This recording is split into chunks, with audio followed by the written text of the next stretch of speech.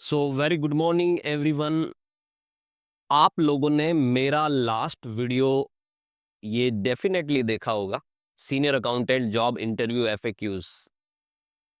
इस वीडियो पर आपके बहुत सारे कमेंट मुझे मिले हैं कि सर इसका पार्ट 2 आप बनाइए।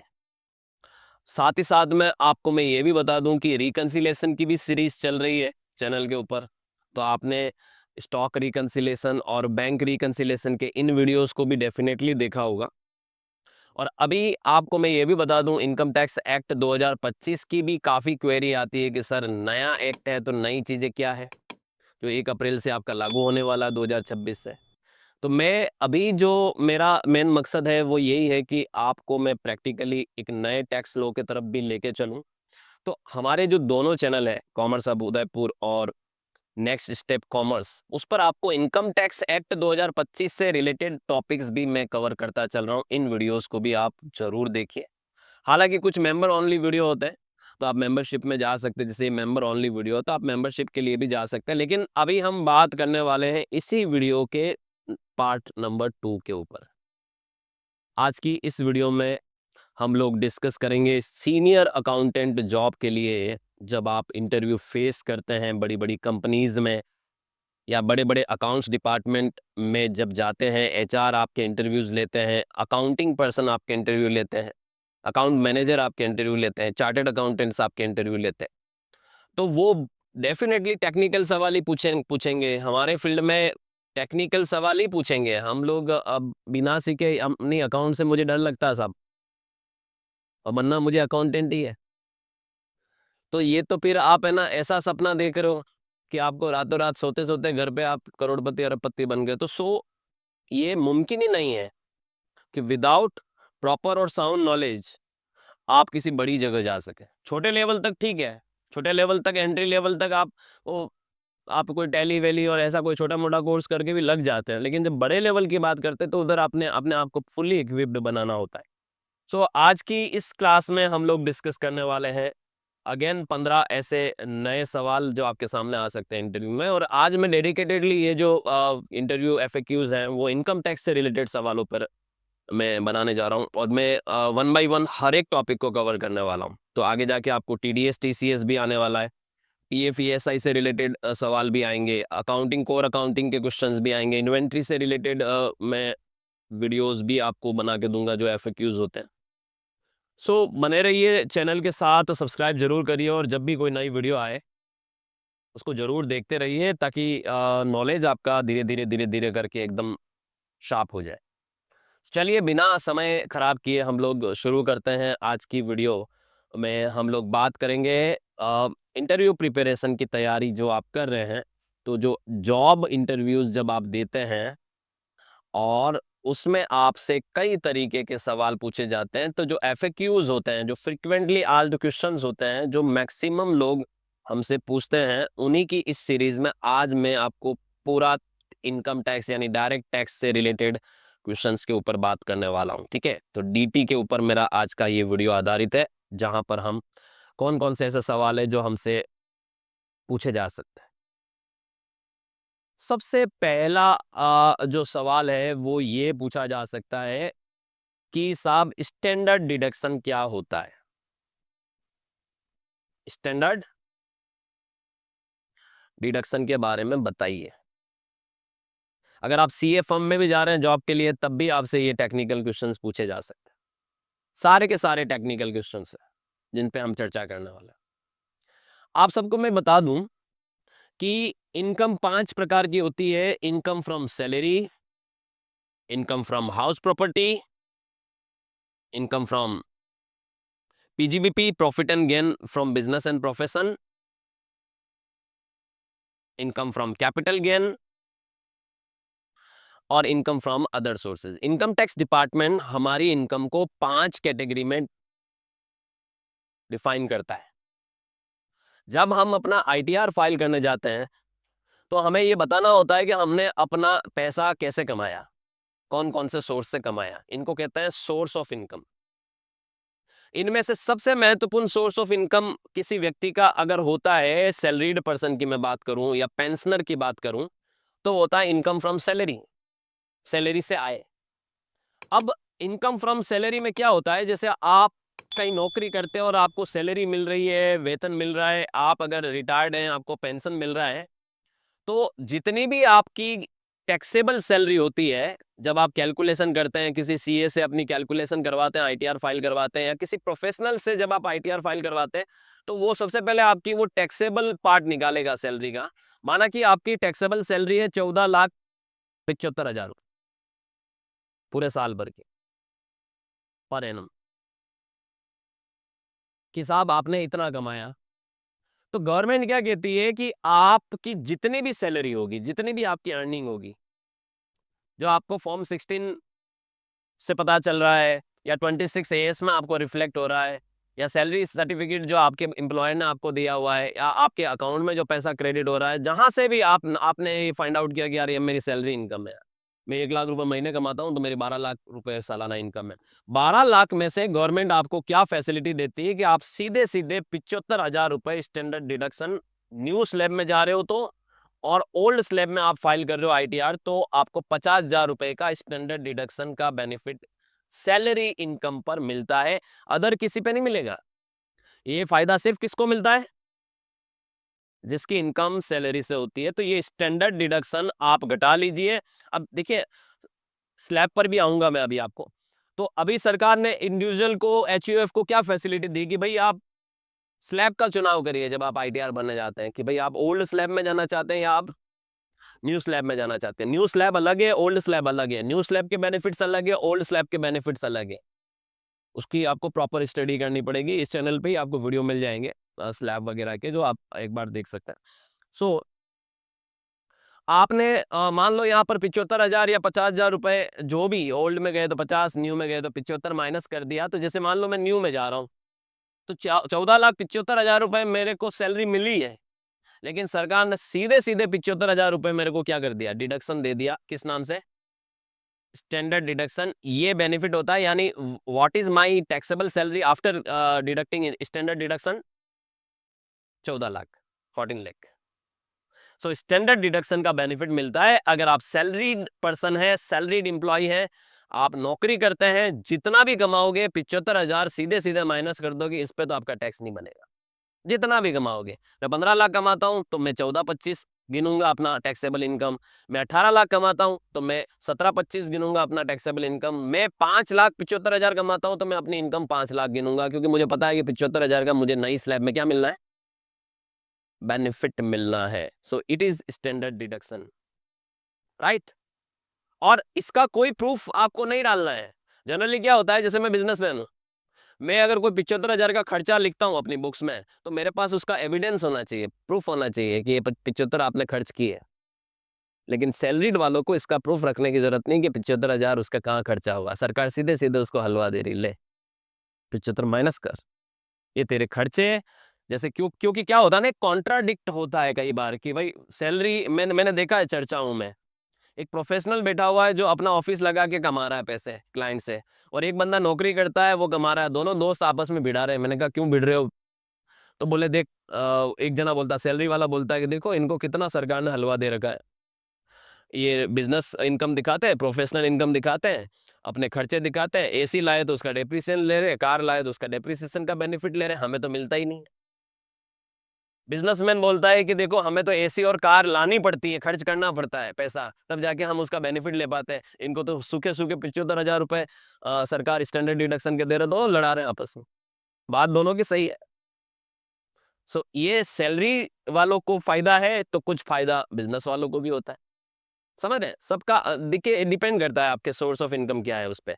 बस आपको ये ध्यान रखना है, what is standard deduction. Sir standard deduction, देखिए ये मैं एक और चीज बताता हूँ, मैं ये क्लास में आपको हर चीज को बहुत ही बारीकी से बताने वाला हूँ, लेकिन इतना आपको समझाने नहीं बैठना इंटरव्यूअर को कि उसने पूछा स्टैंडर्ड डिडक्शन क्या होता है, सर कॉपी पेन लाओ, मुझे 10 मिनट लगेंगे, मैं आपको समझा देता हूँ।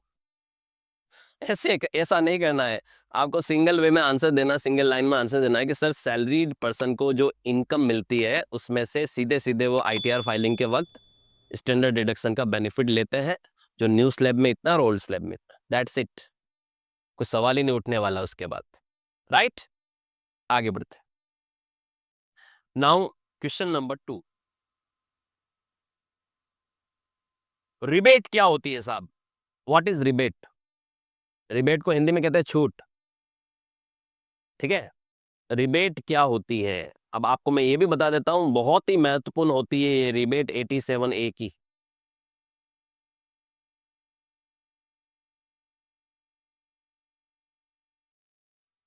रिबेट में मतलब ये होता है कि जब सरकार ने यहां पर आपको ये बोला हुआ इंडिविजुअल को, एचयूएफ को, कि भाई आपकी इनकम, जैसे इसमें दो स्लैब होती है।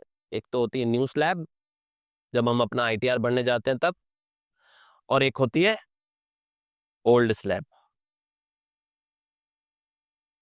सरकार ने हमें ये फैसिलिटी दी हुई है कि जब तक आपकी इनकम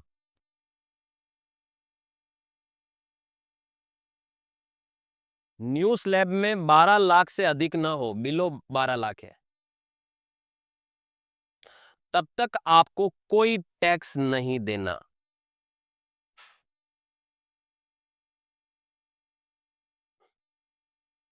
और जब तक आपकी इनकम ओल्ड स्लैब में 5 लाख से कम है, बिलो 5 लाख, आपको कोई टैक्स नहीं देना। क्यों नहीं देना? क्योंकि आपको बेनिफिट मिलता है 87A की रिबेट का। ये बेनिफिट मिलता है तब जब आपकी इनकम गवर्नमेंट द्वारा बताई गई लिमिट से कम हो। नॉर्मल इनकम, नॉर्मल स्लैब से, आप स्लैब रेट वाली इनकम की बात हो रही है, नॉट नॉट फ्लैट रेट वाली। थोड़ा डीप में जब आप इनकम टैक्स में जाओगे तो आपको सारी चीज़ें बहुत बारीकी से पढ़नी पड़ेगी। बस अभी अभी मैं बता रहा हूँ कि जैसे मैं नौकरी करता हूँ साहब, अब मेरी अगर 12 लाख महीने का 1 लाख कमाता हूँ तो साल की 12 लाख इनकम होती है, उसमें भी मुझे 75,000 का स्टैंडर्ड डिडक्शन मिल जाता है, तो 11-25 रहेगी।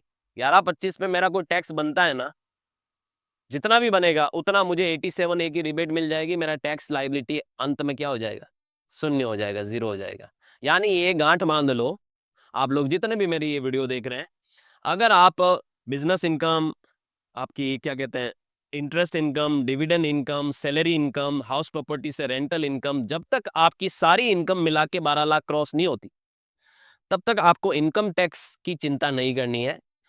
आपको हमारी सरकार ने तब तक इनकम टैक्स फ्री किया हुआ है कि भाई टैक्स बनता भी है तो हम आपको जीरो, आपको कुछ नहीं देना है, ड्यू टू रिबेट 87 है ये। इसलिए ये तो कई लोगों के लिए गॉड फादर है कि यार रिबेट हमारी टैक्स बचा रहा है। क्योंकि ये रिबेट अगर सरकार नहीं देती है तो आपको पता है 12 लाख पे कितना टैक्स बनता है? न्यू स्लैब में 12 लाख पे 60,000 का टैक्स बनेगा आपका। अभी जो वर्तमान में न्यू स्लैब है, हर 4-4 लाख पर 5-5% बढ़ता है आपका, तो 12 लाख पे 60,000 का टैक्स बनेगा। अच्छा, ये 12 लाख आपने कमाए कैसे होंगे? Month two month 1-1 lakh. अच्छा, जब सैलरी आती है तो मैंने ये भी देखा, बहुत लोग ये कहते हैं मिलते हैं 5 दिन 7 दिन निकलने के बाद पैसे मांगने लग जाते हैं मार्केट से, कि यार सैलरी आई दिन क्या हुआ, वो तो यार सारे पिछले महीने के खर्चे चुकाने में चली गई। तो हम लोग उस जो 1-1 लाख रुपए की सैलरी हमें मिल रही है, हम में से कई सारे लोग, हमारी लाइफ स्टाइल ऐसी हो चुकी है कि हम अब खर्च करने से नहीं घबराते। तो हम उसको धुआंधार तरीके से, आदमी का जितना जितना इनकम बढ़ता जा रहा है आज की तारीख में, उसके खर्चे भी उसी मुकाबले बढ़ते जा रहे हैं। सो आदमी पूरा खर्च कर देता है। अब आप सोचिए कि जब आप कमा रहे हो और खर्च कर रहे हो, कमा रहे हो और खर्च कर रहे हो, कमा रहे हो और खर्च कर रहे हो, 12 ही महीने निकल गए। अब आपको अगर रिबेट का बेनिफिट नहीं मिलता तो साल के एंड में इनकम टैक्स डिपार्टमेंट आपको बोलता है कि 60,000 चाहिए, आपके पास तो है ही नहीं। तो भारत में सभी डिफॉल्टर हो जाते हैं, छोटे लोग और ज्यादा डिफॉल्टर हो जाते हैं, कम कमाने वाले। सो इस वजह से रिबेट बहुत बड़ा बेनिफिट है। आप मेरी बात को समझ गए होंगे। ऑलराइट, तो रिबेट आप सबको मैं ये बता दूं कि इधर 12 लाख से कम सैलरी, सॉरी इनकम है, सैलरी नहीं, इनकम किसी भी प्रकार की फ्लैट रेट वाली, सॉरी स्लैब रेट वाली, तो आपको 12 लाख रुपए तक रिबेट मिलती है। न्यू स्लैब में 60,000 रुपए तक की रिबेट है।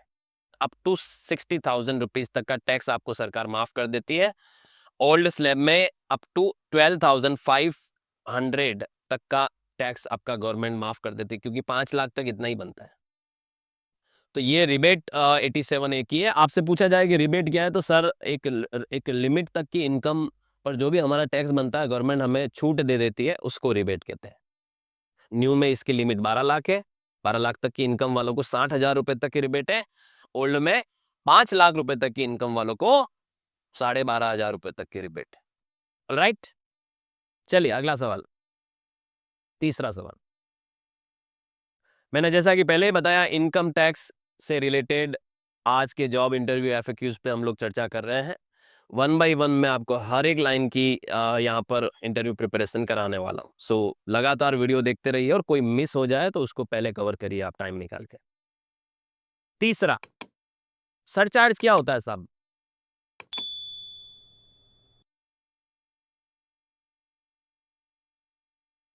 सरचार्ज क्या होता है अगर हमसे पूछा जाए कि व्हाट इज सरचार्ज, तो कभी भी ध्यान देना, सिंपल सी लैंग्वेज में अगर मैं बोलूं तो टैक्स पे tax, tax on tax.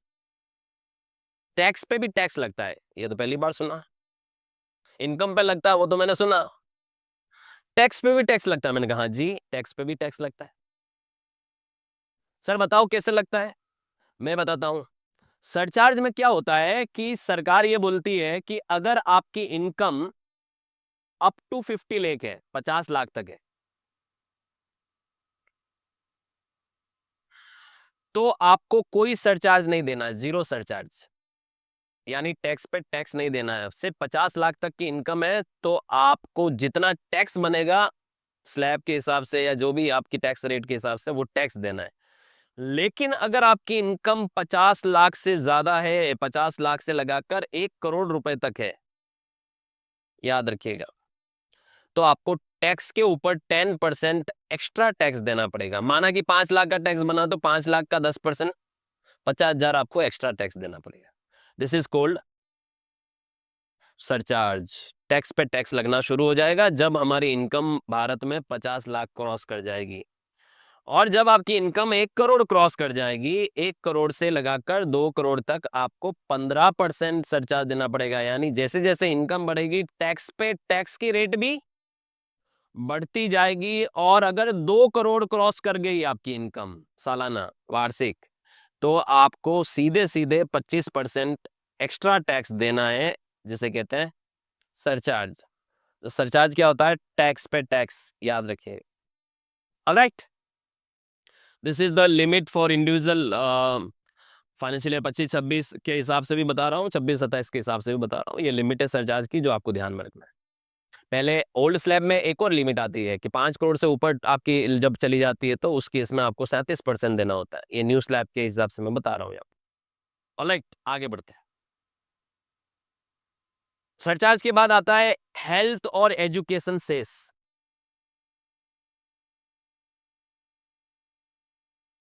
Health and education cess क्या होता है साहब? इसे शॉर्ट में क्या कहते हैं हम?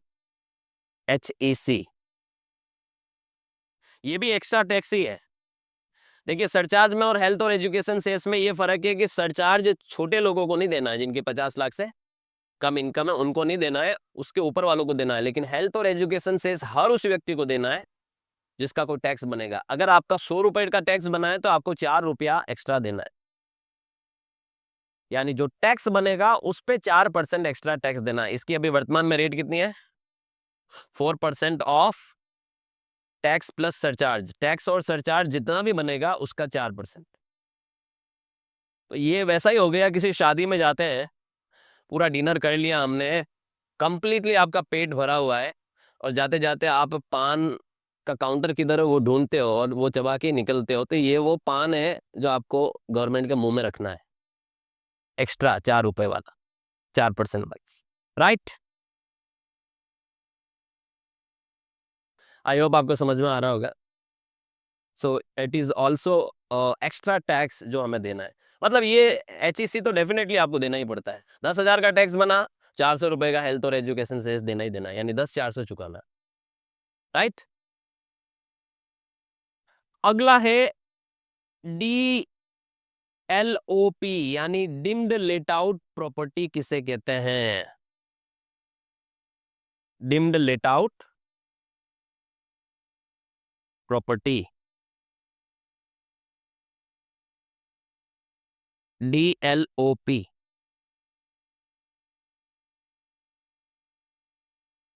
ध्यान देना। आप में से मैंने ये सवाल क्यों लिया है वो मैं बताता हूँ कि अगर ये सवाल पूछा जाए ना तो मैं कह रहा हूं कि 100 में से 70 जने बता ही नहीं पाएंगे। 30 जने बता पाएंगे वो लोग जिन्होंने इनकम टैक्स को बहुत बारीकी से पढ़ा हो। जितने भी सवाल आ रहे हैं ये सवाल भारत में मैक्सिमम लोग नहीं बता पाएंगे, तभी बता सकते हैं आप लोग जब आपने इनकम टैक्स को बारीकी से और प्रैक्टिकली पढ़ाओ। थ्योरेटिकली नहीं, 1 वीक सीरीज लाया और एग्जाम दे दिया और पास हो गए साहब कि इनकम टैक्स में कितने मार्क्स आए, 65% बने। बोले एनआर क्या होता है नहीं पता, ओआर क्या होता है नहीं पता, सैलरी की इनकम कैसे कैलकुलेट करते नहीं पता, हाउस प्रॉपर्टी कैसे करते नहीं पता। हम लोग ऐसे पढ़ाई करते हैं कि हमें एग्जाम में पास होना है। कॉमर्स की जो स्थिति बनी है ना डाउन, उसके पीछे का रीजन ये है कि हमने इसको टेकन फॉर ग्रांटेड ले लिया कि यार ठीक है ना, पास हो जाएंगे, नाम के पीछे तो लग गया एमकॉम, नाम के पीछे तो लगा दिया एमबीए, नाम के पीछे तो लगा दिया जो भी मास्टरी है, समझ रहे। लेकिन काम क्या आता है साहब, कुछ नहीं आता, जीरो है। प्रैक्टिकल एजुकेशन ही नहीं है। तो जब प्रैक्टिकल एजुकेशन नहीं होगी और हमने पढ़ाई को भी सीरियसली नहीं लिया कभी कि यार ये पढ़ाई मुझे कमा के दे सकती है।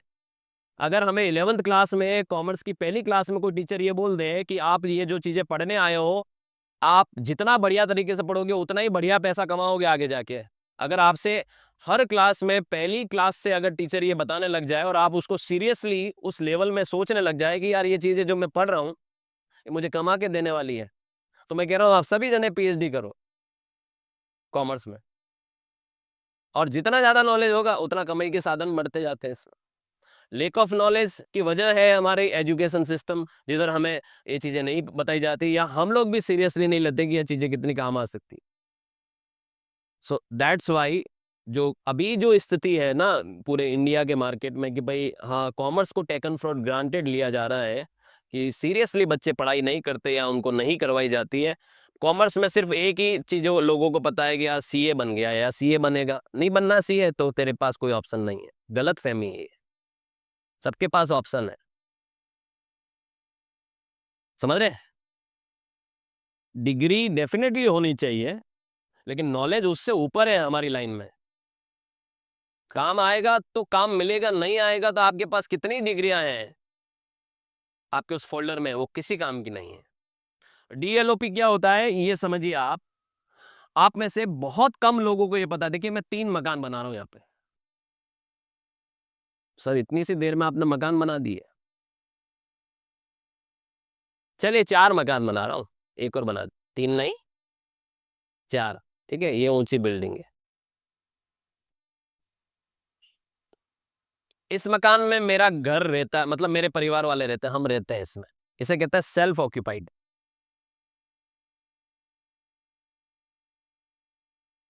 Self occupied house property, short में कहते हैं एसओपी, याद रखिएगा।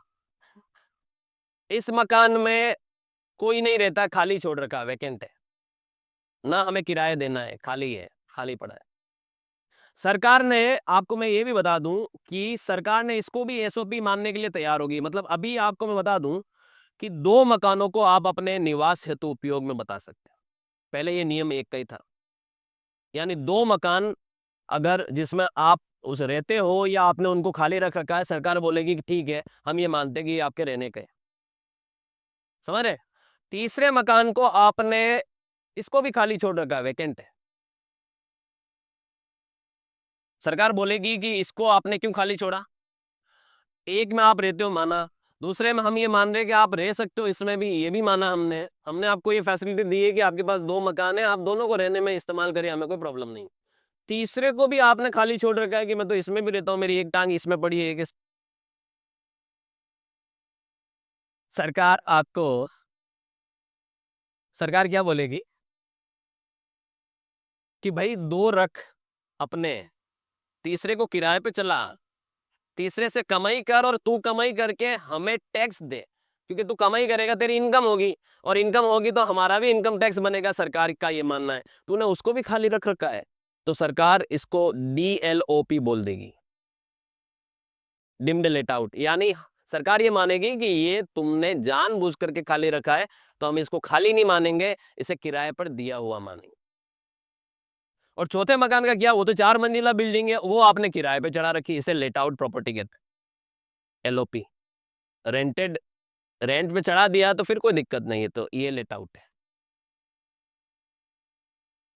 अच्छा रेंट पे चढ़ाया हुआ है तो इसके डेफिनेटली रेंट आ रहा है, तो जो रेंट आ रहा है वो आपकी इनकम, तो वो जो आप रेंट कमा रहे हो वो तो आपकी इनकम है। लेकिन अब देखिए, ये मकान की कभी भी ध्यान देना, सेल्फ ऑक्यूपाइड हाउसेस की एनएवी हमेशा जीरो होती है। तो दो मकानों की एनएवी आपकी जीरो मानी जाएगी, एनएवी यानी नेट एसेट वैल्यू जीरो, और इसकी भी एनएवी जीरो मानी जाएगी।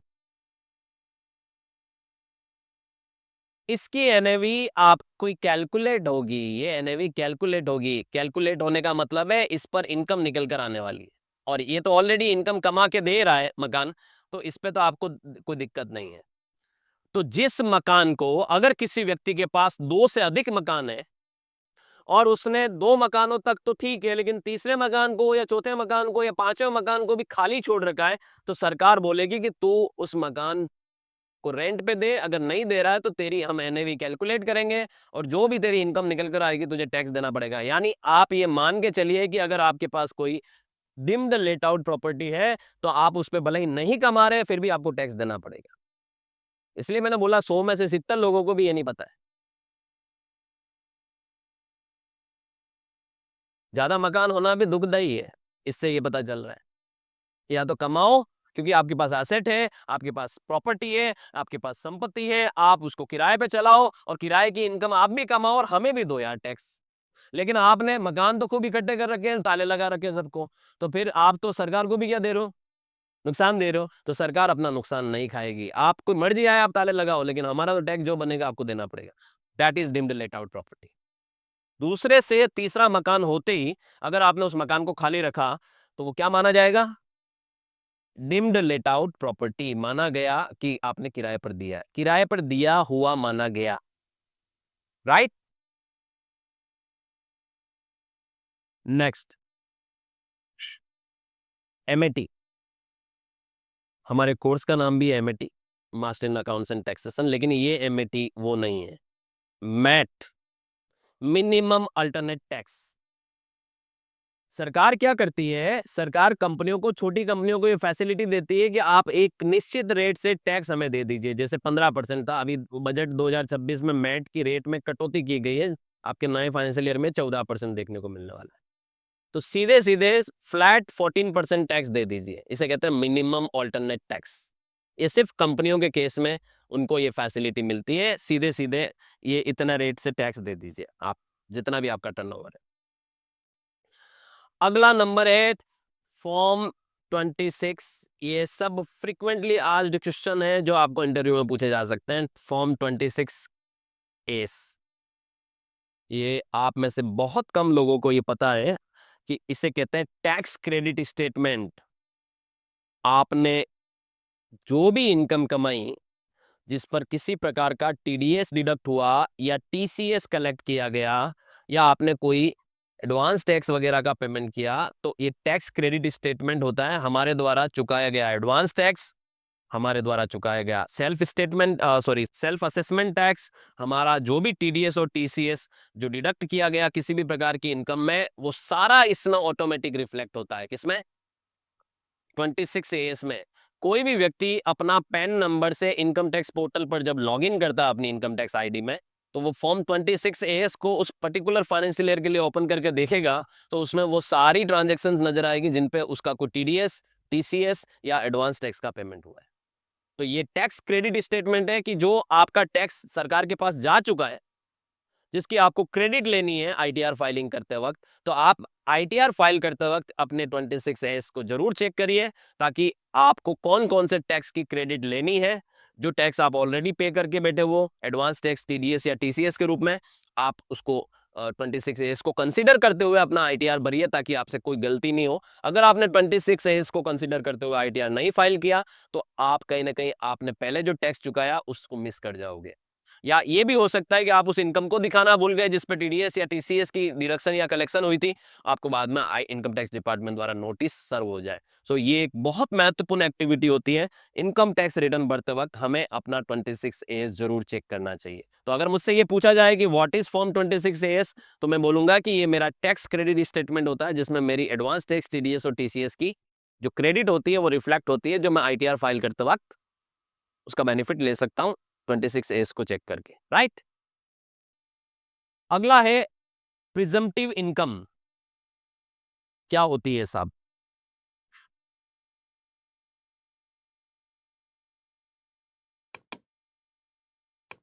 इसे हिंदी में कहते हैं काल्पनिक आय है।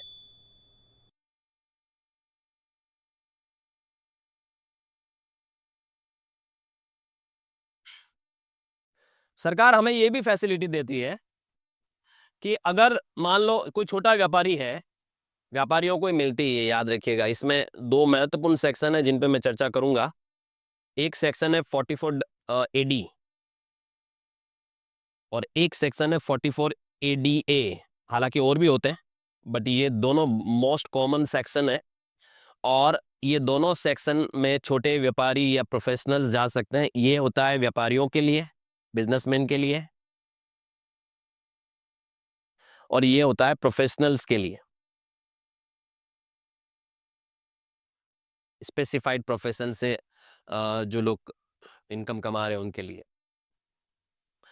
44 एडी और 44 एडीए में अगर आप जाते हो और अपना आईटीआर फाइल करते हो, ये जब आप इनकम टैक्स रिटर्न भरने जाते हो, आईटीआर 4 वगैरह के लिए जाते हो, तो फिर आपको ये सेक्शन वहां पर आपने अगर ऑप्ट कर दिया तो आपको प्रॉपर ये उन लोगों को फैसिलिटी मिलती है जिनके पास proper books of accounts maintain नहीं है, जिनके पास खर्चों के हिसाब किताब नहीं है, एक्सपेंसेस के रिकॉर्ड नहीं है, तो वो इन सेक्शन को ऑप्ट करते हुए अपनी इनकम दिखा सकते हैं। अगर आप 44 एडी में जाते हो तो आपको मिनिमम 8% प्रॉफिट डिक्लेयर करना पड़ता है, और अगर आप अपना अ, सारा पैसा डिजिटली अर्न करते हैं, अकाउंट में आ रहा है, तो आप 6% भी डिक्लेयर कर सकते हैं। अगर आप 44 एडीए में जाते हैं तो आपको 50% प्रॉफिट डिक्लेयर करना पड़ता है, जितना भी आपका ग्रॉस रेवेन्यू है उसका। अब टर्नओवर का मतलब, ठीक है, अब देखिए मैं इसका एक प्रैक्टिकल एग्जांपल बताता हूँ। मान लो एक छोटा किराना व्यापारी है, वो दुकान चलाता है और उसने स्कैनर वगैरह रखे हुए हैं, कस्टमर आते हैं, चीजें ले जाते हैं उससे, वो स्कैन करता है, वो करते हैं कस्टमर, और पैसा उसके अकाउंट में चला जाता है। अब वो तो कोई बुक्स मेंटेन कर नहीं रहा है कि एक एक रुपए का इनकम एक्सपेंस का रिकॉर्ड रखे, अकाउंटिंग रखे, हर व्यक्ति तो नहीं करता है। तो उस केस में काफी छोटे लेवल पर जो स्ट्रीट वेंडर्स होते हैं, छोटे मर्चेंट होते हैं, वो लोग ये नहीं करते हैं। छोटे प्रोफेशनल्स भी नहीं करते हैं ये चीजें कि वो अपने आय और व्यय का रिकॉर्ड रखें। तो ऐसे केस में गवर्नमेंट ने उनके लिए फैसिलिटी दी हुई है कि भाई आप इनमें जाइए और आप अपना टर्नओवर का 8% दिखा दीजिए मिनिमम, या आप अपने टर्नओवर का 50% दिखा दीजिए इसमें मिनिमम। तो जैसे मान लो मैं मेरी बात करूं कि मैं मान लो प्रोफेशनल हूं और मेरी 18 लाख रुपए की पूरे अकाउंट में क्रेडिट हुई है, मतलब पैसा आया है, रिसिप्ट हुई है, और मैंने बोला कि यार मैं कंसल्टेंसी देता हूँ, उससे मेरे को ये 18 लाख आए।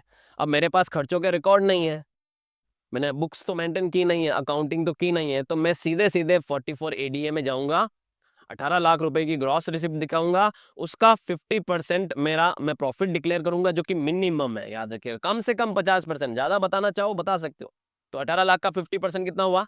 9 लाख रुपए। 9 लाख सरकार आपकी इनकम मानेगी। 9 लाख पे जो भी टैक्स बनेगा वो आपको टैक्स कैलकुलेट होकर आएगा, वो देना पड़ेगा। जैसे अभी मैं थोड़ी देर पहले बता रहा कि 12 लाख तक तो कोई टैक्स ही नहीं बनने वाला, तो 9 लाख पे जो टैक्स बनेगा वो रिबेट की वजह से क्या हो जाएगा? जीरो। तो आपने 18 लाख रुपए की ग्रॉस रिसिप्ट, 9 लाख रुपए की इनकम, रिबेट मिली, टैक्स जीरो और आईटीआर भर दिया, कोई दिक्कत वाली बात। ये फैसिलिटी मिलती है किसमें? प्रिजम्पटिव इनकम दिखाने के ऊपर। लेकिन इसमें टर्नओवर देखा जाता है कि आपका टर्नओवर कितना है और कितने टर्नओवर तक आप जा सकते हैं। जैसे प्रोफेशनल्स के केस में हम 75 लाख रुपए तक में 44 एडीए में जा सकते हैं बेसिकली। सो प्रिजम्पटिव इनकम का मतलब ये होता है कि खर्चों का रिकॉर्ड अगर आपके पास नहीं है तो आप काल्पनिक तौर पर अपनी आय अपने टर्नओवर या अपनी ग्रॉस रिसिप्ट के आधार पर दिखा सकते हैं, और इसके कुछ सेक्शन इनकम टैक्स डिपार्टमेंट ने बना रखे हैं जिनमें आपको ये फैसिलिटी मिलती है। ऑलराइट, अगला मामला, अगला जो सवाल है वो है एनआर क्या होता है, एनआरआई क्या होता है। एनआरआई या एनआर स्टेटस, किसी व्यक्ति का स्टेटस अगर एनआर है तो इसका मतलब क्या है? भारत में वो नॉन रेसिडेंट। एनआर का मतलब होता है नॉन रेसिडेंट, नॉन रेसिडेंट। जब भी हमें यह सुनने में आता है एनआरआई, तो हम कल्पना क्या करते हैं? क्या तो एक दो वो एकदम गोरा, ठीक है, जैसे हम उदयपुर है, उदयपुर एक फेमस टूरिस्ट सिटी है, यहाँ पर फॉरेनर्स बहुत आते हैं, तो हम उस फॉरेनर की इमेजिन करते हैं कि या तो वो भाई साउथ अफ्रीकन होगा, बिल्कुल काला, या फिर वो बिल्कुल गोरा आदमी होगा। तो हमारे दिमाग में ये आता है कि यार ये एनआरआई है, नॉन रेसिडेंट। एनआरआई तो हो ही नहीं सकता वो, ठीक है, वो तो विदेशी व्यक्ति है। एनआरआई तो वो व्यक्ति है, तो वो आदमी घूमना आया, घूम घुमा के वापस चला जाएगा। एनआरआई वो लोग हैं जो इंडिया से कमाने के लिए बाहर गए और वहीं रहते हैं और वहीं बस गए। और इंडिया में उनका एनआर स्टेटस का मतलब ये होता है, I am not talking about NRI, I am talking about NR status का मतलब ये होता है कि जिस व्यक्ति का भारत में रेसिडेंशियल स्टेटस नॉन रेसिडेंट लग जाए, एनआर लग जाए, कुछ कंडीशंस होती है जिनको फुलफिल अगर नहीं किया उसने, जैसे प्रीवियस ईयर में 182 डेज वो इंडिया में नहीं रहा, या 60 डेज नहीं रहा, उससे पहले के 4 सालों में 365 दिन नहीं रहा, तो वो एनआर कंसिडर होता है। और अगर वो नॉन रेसिडेंट हो गया तो वो जो विदेश में पैसा कमा रहा है, जैसे मान लो दुबई गया हुआ वहां पैसा कमा रहा है, अब वो 2-3 साल से वहीं है और भारत में उसका स्टेटस क्या हो गया है, एनआर, तो फिर उसको इंडिया में उस इनकम पे टैक्स देने की जरूरत नहीं है। उसकी इनकम इंडिया में टैक्स फ्री हो जाती है। वो इनकम दुबई में कमाए और भारत में अपने परिवार वालों को भेज रहा है, कोई टैक्स नहीं लगता है। तो लोग, ये स्टेटस, रेसिडेंशियल स्टेटस बहुत मायने रखता है, याद रखिएगा। समझ रहे हैं? अगर आप एक नॉन रेसिडेंट है तो विदेश में कमाई गई इनकम पर इंडिया में टैक्स देने की जरूरत नहीं है, लेकिन अगर मैं एक ऑर्डिनरी रेसिडेंट हूं, सामान्य नागरिक हूं, तो मुझे इंडिया में टैक्स देना पड़ेगा। स्टेटस इसलिए बहुत इंपॉर्टेंट हो जाता है। तो एनआर स्टेटस का मतलब नॉन रेसिडेंट स्टेटस, जिसका रेसिडेंशियल स्टेटस क्या हो चुका है, नॉन रेसिडेंट हो चुका है। तो भारत में वो कुछ समय से ज्यादा समय स्टे नहीं कर रहा है, बाहर ज्यादा रह रहा है, तो अब वो एनआर बन चुका है, तो अब उसको टैक्स देने की जरूरत। एक बढ़िया, अभी मैंने रिसेंटली एक क्लास ली थी क्रू मेंबर शिप के ऊपर, कि क्रू मेंबर्स का अगर स्टेटस एनआर हो गया तो उस केस में क्या होगा। तो मैं इसका एक एग्जांपल बताता हूँ कि मान लो कोई किसी बंदे की, मान लो किसी शिपिंग कंपनी पे जॉब है, क्रू मेंबर है वो, और वो शिप जो है, शिप पे लॉग इन करते वक्त, जब उसका शिप पे लॉग इन होता है और वापस से जब वो शिप से उतरता है तब लॉग आउट होता है, तो अगर उसका लॉग इन हो गया शिप के ऊपर और बाद में उस वो ये देखा जाएगा उसका लॉग आउट कब हो रहा है, तो लॉग इन और लॉग आउट के बीच में मान लो 200 दिन है, 200 दिन का गैप है, तो वो भारत में भली भारतीय है, वो नौकरी करने जो चढ़ रहा है शिप के ऊपर, लेकिन उसका स्टेटस क्या हो जाएगा, एनआर हो जाएगा। उसको उस शिप से जो मिलने वाली सैलरी है, अपनी कंपनी से मिलने वाली सैलरी है, उस पर टैक्स नहीं देना होगा। तो इसलिए रेसिडेंशियल स्टेटस बहुत मायने रखता है। अगला है स्लैब रेट।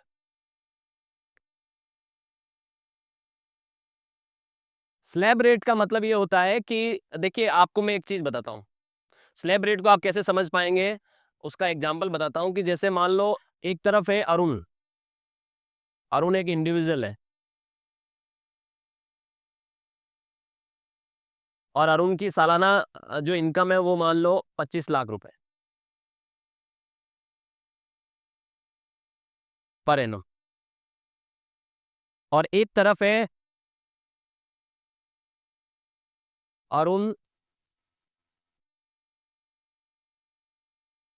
इंटरप्राइजेस, जो कि एक पार्टनरशिप फर्म है, 2 या 3 जनों की मिलकर बनाई हुई फर्म। इनकी भी साल की इनकम 25 लाख हुई। अब दोनों को इनकम टैक्स अलग अलग रेट से देना होगा। अरुण को स्लैब का बेनिफिट मिलेगा, अरुण के पास दो चॉइस होगी कि वो न्यू स्लैब में जाए या वो ओल्ड स्लैब में जाए। अगर वो न्यू स्लैब का चुनाव करता है, जो कि बाई डिफॉल्ट है, तो 24 लाख रुपए तक एक व्यक्ति को भारत में 3 लाख का टैक्स देना है। और 24 लाख के ऊपर अगर आप जाओगे तो 30% की दर, यानी ऊपर कितना गया 1 लाख, तो 30 हजार, तो यहाँ पर 3,30,000 रुपए आपका टैक्स बनेगा न्यू स्लैब के अंदर, और शेष अलग बनेगा। ठीक है, शेष सबको सबको बनेगा। और अरुण इंटरप्राइजेज जो कि एक पार्टनरशिप फर्म है, उसको फ्लैट रेट से टैक्स देना होगा, फ्लैट 30%, यानी 25 लाख का 30% कितना हुआ, 7.5 लाख रुपए। आप समझ पा रहे हैं डिफरेंस? तो स्लैब का बेनिफिट मिलता है इंडिविजुअल और एचयूएफ को, जहां पर इतने लाख तक कोई टैक्स नहीं, इससे इतने लाख तक इतना टैक्स, इससे इतने लाख तक इतना टैक्स, ये स्लैब है। और फ्लैट में क्या होता है, सीधे सीधे उतना परसेंट टैक्स लग जाएगा जितना रेट ऑफ टैक्स है बेसिकली। सो ये डिफरेंस आपको नजर आता है फ्लैट और स्लैब में। तो ये हमेशा याद रखिएगा, स्लैब रेट का बेनिफिट इंडिविजुअल और एचयूएफ को मिलता है, फ्लैट रेट से अदर एसएससी को टैक्स देना होता है इंडिया के अंदर। Got it? ये मैंने फ्लैट रेट, स्लैब रेट के साथ साथ फ्लैट रेट भी समझा दी कि फ्लैट रेट क्या होती है, ये फ्लैट रेट ये होती है साहब। अब आपसे अगर इंटरव्यू में पूछा गया कि स्लैब रेट क्या है, तो आप बोलोगे सर इंडिविजुअल और एचयूएफ को टैक्स हमेशा स्लैब के अनुसार देना होता है। ओल्ड और न्यू दो स्लैब में अलग अलग रेट्स डिफाइन की गई है, जिसके आधार पर उसको टैक्स देना होता है। दूसरे एसएससी को फ्लैट रेट से टैक्स देने की जरूरत होती है, जो भी रेट ऑफ टैक्स उनका होता है। कैपिटल गेन टैक्स क्या होता है साहब?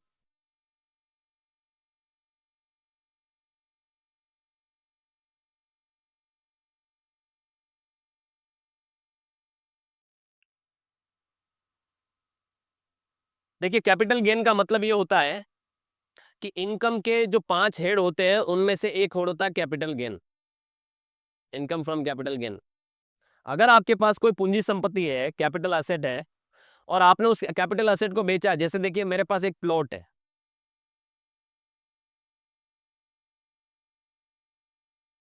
ठीक है, वो प्लॉट मैंने सेल किया साहब। मान लो वो प्लॉट मुझे मैंने कितने, अब देखिए कितने समय तक होल्ड किया उस पर भी डिपेंड करता है, क्योंकि आपका टाइमिंग्स, होल्डिंग टाइम, ये डिसाइड करता है कि वो लॉन्ग टर्म कैपिटल एसेट है या वो शॉर्ट टर्म कैपिटल एसेट है। अगर 24 मंथ से ज्यादा रखा हुआ है ये प्रॉपर्टी के केस में, तो फिर वो लॉन्ग टर्म माना जाएगा, और उससे कम रखा है तो वो शॉर्ट टर्म माना जाएगा। आपने सेल किया, मान लो मैंने कोई प्लॉट बेचा 80 लाख रुपए में, जो कि प्लॉट मैंने लिया था 40 लाख रुपए में। होल्डिंग टाइमिंग है 10 साल, 10 ईयर्स, तो मतलब ये लॉन्ग टर्म कैपिटल एसेट हो गया।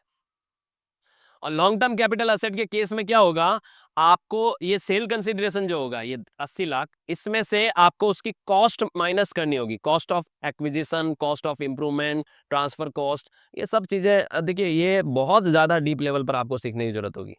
कॉस्ट ऑफ एक्विजिशन आपको लेस करनी होगी, तो इसकी कॉस्ट ऑफ एक्विजिशन आप लेस करोगे, तो पहले तो क्या होता था, इंडेक्सेशन का बेनिफिट मिलता था, अभी गवर्नमेंट के नियम अनुसार इंडेक्सेशन का बेनिफिट हटा दिया गया है। तो ऐसे केस में आप cost of index, cost of acquisition को जब माइनस करोगे, तो आपका इसके ऊपर कैपिटल गेन कितना आ रहा है, ये कैपिटल गेन कहलाएगा LTCG, long term capital gain, 40 lakh. लंबे समय तक आपने कैपिटल एसेट को होल्ड किया, उसको बेचने से जो मुनाफा हुआ उसको कैपिटल गेन कहते हैं। तो ये एलटीसीजी है, एलटीसीजी के ऊपर आपको 12.5% की दर से टैक्स देना होता है, फ्लैट रेट से। तो ये टैक्स रेट है, इसे कहते हैं कैपिटल गेन टैक्स। तो इसका 12.5% जितना भी होगा वो आपको सरकार को टैक्स देना होगा।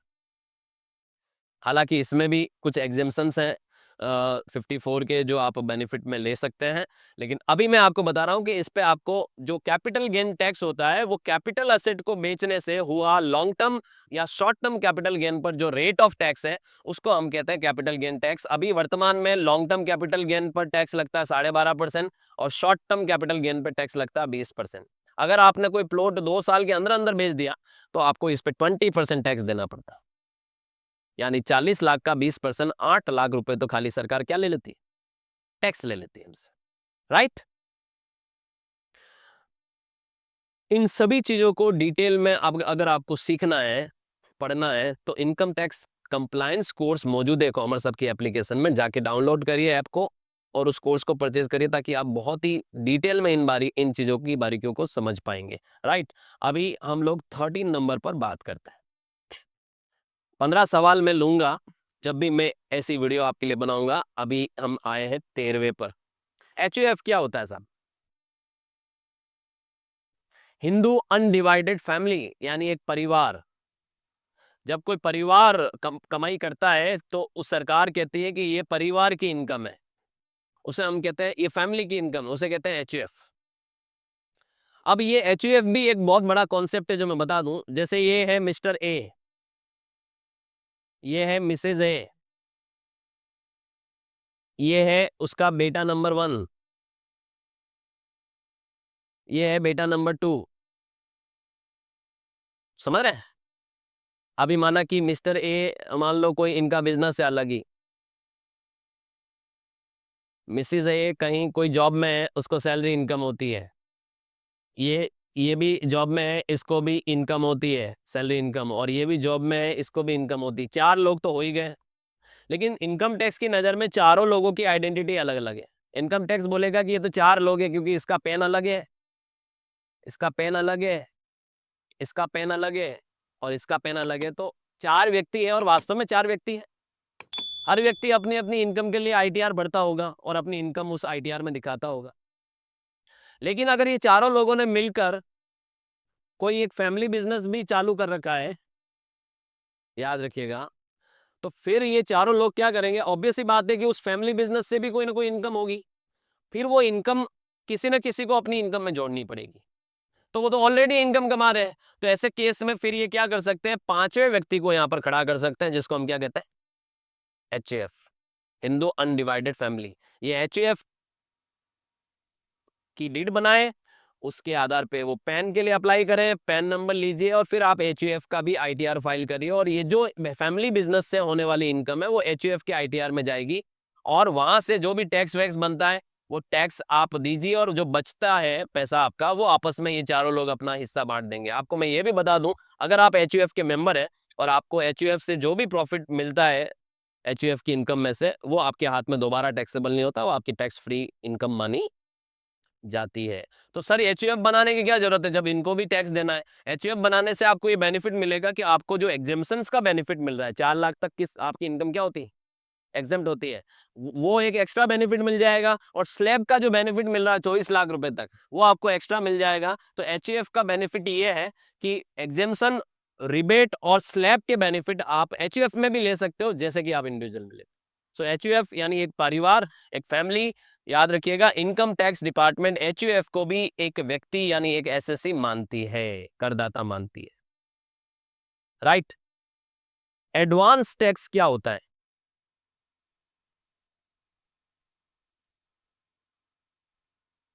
देखिए क्या होता है ना, जिस साल आप कमाते हो, जैसे देखिए अभी मेरा फाइनेंशियल ईयर 25-26 चल रहा है, कमाई इस साल की है हमने, कमाई हमारी इस साल हो रही है, और हम इसका आईटीआर कब भरने जाते हैं? हम इसका आईटीआर भरने जाएंगे फाइनेंशियल ईयर 26-27 में, यानी आप आईटीआर लगभग लगभग अगर नॉन ऑडिट में हो तो 31 जुलाई के आसपास भरने वाले हो 2026। तो भाई मान लो आपने कोई 25 लाख रुपए की इनकम इस साल कमाई, और मान लो 25 लाख रुपए की इनकम पे आपका यहाँ पर 3,30,000 रुपए का टैक्स बन रहा है। ये टैक्स आप आईटीआर फाइलिंग के वक्त अगर सरकार को दोगे तो सरकार तो यही बोलेगी ना, आपने तो पिछले साल पैसा कमाया और हमें देने अब आ रहे हो, सरकार की गाड़ी कैसे चलेगी? तो इसीलिए गवर्नमेंट क्या बोलती है कि अगर आप एक सेल्फ अर्न्ड एसएससी है, यानी बिजनेस इनकम या प्रोफेशनल इनकम है, आपका कोई टीडीएस वगैरह नहीं कट रहा है, टीसीएस नहीं कट रहा है, तो उस केस में आपको एडवांस टैक्स देने की जिम्मेदारी होती है। सैलरीड पर्सन को एडवांस टैक्स नहीं देना होता है, क्योंकि उनकी सैलरी पर टीडीएस कटता है। लेकिन जो बिजनेसमैन या जो प्रोफेशनल होता है उसको एडवांस टैक्स देना पड़ता है। तो सरकार आपसे जिस साल कमा रहे हो उसी साल वो एडवांस टैक्स का पैसा आपको भरना होता है। अब एडवांस टैक्स का जो क्राइटेरिया होता है वो ये होता है कि अगर आप ऑडिट में हैं, आपकी बुक्स की ऑडिट होती है, तो ये क्वार्टरली बेसिस पे आपको फाइल करना होता है एडवांस टैक्स। 15 जून, उसके अलावा 15 सितंबर, 15 दिसंबर, 15 मार्च, 4 बार में आपको टुकड़ों टुकड़ों में पेमेंट करना होता है। और अगर आप नॉन ऑडिट में हैं, ऑडिट में नहीं है, आप इसमें 44AD या ADA में जाके फाइल करने वाले हैं, तो याद रखिएगा आप 15 मार्च तक एक सिंगल स्लॉट इंस्टॉलमेंट में एडवांस टैक्स का पेमेंट करिए। तो एडवांस टैक्स क्या होता है? इनकम टैक्स ही होता है जो हमें सरकार बोलती है कि आप जिस साल कमा रहे हो उसी साल हमें दीजिए, इसको कहते हैं एडवांस टैक्स। ये जो लोग पीजीबीपी हेड में अपनी इनकम बताते हैं उन लोगों के लिए जरूरी है, मैंडेटरी है। याद रखिएगा, अगर आप एडवांस टैक्स का पेमेंट नहीं करोगे तो जब आप आईटीआर भरने जाओगे और उस वक्त टैक्स का पेमेंट करोगे तो आपको अननेसेसरी एक्स्ट्रा इंटरेस्ट चुकाना पड़ेगा। जो टैक्स आपको पहले चुकाना था आप नहीं चुकाए, तो इंटरेस्ट कैलकुलेट होकर आएगा और आपको उसको पे करना होगा। ऑलराइट, और आज की इस वीडियो की लास्ट एफएक्यूज पे बात करता हूं कि टीडीएस या टीसीएस क्या होता है। देखिए, टीडीएस और टीसीएस कुछ विशेष प्रकार के पेमेंट्स के ऊपर एप्लीकेबल होते हैं। टीडीएस जो होता है वो, जैसे एक एग्जांपल पकड़ लेते हैं हम, कि सैलरी का एग्जांपल पकड़ लेते हैं। एक तरफ है एम्प्लॉयर जो आपको नौकरी करने के एवज में आपको सैलरी चुका रहा है, और एक तरफ है एम्प्लॉय। मान लो आपकी सैलरी है महीने की 2 लाख रुपए, इसका मतलब हो गया 12 महीने की 24 लाख रुपए, 3 लाख का टैक्स बन रहा है। अब मान लो ये 3 लाख रुपए का टैक्स, तो एम्प्लॉयर के लिए जिम्मेदारी है कि वो आपको पूरी पूरी सैलरी नहीं दे, उसमें से क्या काटे, टीडीएस डिडक्ट करे। तो हो सकता है आपको 2 लाख रुपए पूरे पूरे नहीं मिले, 1,80,000 रुपए मिले, 20,000 रुपए वो हर महीने आपकी सैलरी में से क्या काट ले, टीडीएस काटे, और आपके पैन नंबर से इनकम टैक्स डिपार्टमेंट को यानी गवर्नमेंट को जमा करा दे। जो कई सारे ऐसे नेचर ऑफ पेमेंट्स या सेक्शंस हैं जिन पर टीडीएस की एप्लीकेबिलिटी होती है। ठीक है, तो टीडीएस क्या होता है, ये भी इनकम टैक्स ही है, एक इनकम टैक्स का ही मैकेनिज्म है, जो जब आपके हाथ में इनकम आए उसी वक्त सामने वाला व्यक्ति काट के, डिडक्टर आपसे काटेगा और सरकार को आपके नाम से दे देगा कि मैंने इसकी सैलरी पर ये टीडीएस काटा, मैंने इसको रेंट का पेमेंट किया, ये टीडीएस काटा, मैंने इसको ब्याज का पेमेंट किया, ये टीडीएस काटा, मैंने इसको प्रोफेशनल फीस का पेमेंट किया, ये टीडीएस काटा। तो TDS, that is TDS. TCS उल्टा मैकेनिज्म है। टीसीएस में क्या होता है, टीसीएस में जैसे एग्जांपल बताता हूं, एक तरफ है मान लो एक कस्टमर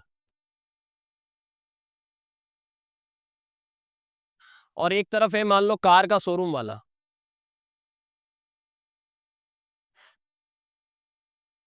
आपने उनसे कोई कार खरीदी है मान लो 20 लाख रुपए की। अब उस केस में एक लिमिट के बाद अगर उससे ऊपर की वैल्यू की कार अगर शोरूम वाला बेचेगा तो शोरूम वाले को क्या करना होगा, इसमें टीसीएस कलेक्ट करना होगा आपसे। तो वो जो बिल बनाएगा वो टीसीएस जोड़ देगा और वो आपसे वो टीसीएस का पैसा भी लेगा और आपके नाम से, आपके पेन नंबर से टीसीएस गवर्नमेंट को पे कर देगा कि मैंने इस व्यक्ति को कार बेची और इस कार पे, जैसे जीएसटी की कलेक्शन कैसे होती है वैसे ही टीसीएस की कलेक्शन करेगा वो सेल के साथ, अलोंग विद सेल। इसमें भी कुछ सेक्शन पे ये एप्लीकेबल होता है, ध्यान देना। तो वो कलेक्ट करेगा और सरकार को ले जाके दे देगा कि मैंने इस व्यक्ति को, ये पेन नंबर वाले को, ये 20 लाख की गाड़ी बेची। तो टीसीएस आपके नाम से गवर्नमेंट के पास पहुंच जाएगा, जिसकी क्रेडिट आप अपनी आईटीआर भरते वक्त ले पाएंगे, लेकिन सरकार को पता चल जाएगा कि आपने 20 लाख की गाड़ी खरीदी। तो ये जो टीडीएस और टीसीएस है वो एक ट्रांसपेरेंट सिस्टम लेके आते हैं, गवर्नमेंट को ये पता चल जाता है कि हमने ऐसे कोई ट्रांजेक्शन किए हैं, उनको हमें आईटीआर में बिल्कुल अवॉइड नहीं करना चाहिए। Advance tax, TDS, TCS ITR में डेफिनेटली आपको दिखाना, इसलिए 26 एएस का महत्व बहुत बढ़ जाता है कि बिना उसको देखे आईटीआर आप फाइल ना करें, अदरवाइज आपको नुकसान होगा, नुकसान भी होगा और हो सकता है आपको अपना आईटीआर रिवाइज करना पड़ जाए, इनकम टैक्स डिपार्टमेंट आपको वापस से डिफेक्टिव रिटर्न का नोटिस भेज दे। So these are 15 important FAQs regarding income tax। Accountant job interview में आपसे अगर इनकम टैक्स से रिलेटेड कुछ सवाल पूछे जा सकते हैं तो ये महत्वपूर्ण टॉपिक्स पर आज की इस वीडियो में मैंने डिस्कस किया है। आई होप ये वीडियो आपको अच्छी लगी होगी। कमेंट बॉक्स में डेफिनेटली आप मेंशन करिए कि अगला पार्ट आपको चाहिए या नहीं चाहिए, और इस चैनल को सब्सक्राइब करिए और प्रैक्टिकल कोर्सेज के लिए हमारी एप्लीकेशन डाउनलोड करके प्रैक्टिकल कोर्सेज को परचेज करिए। Thank you so much. मिलते हैं एक नई वीडियो के साथ नए दिन।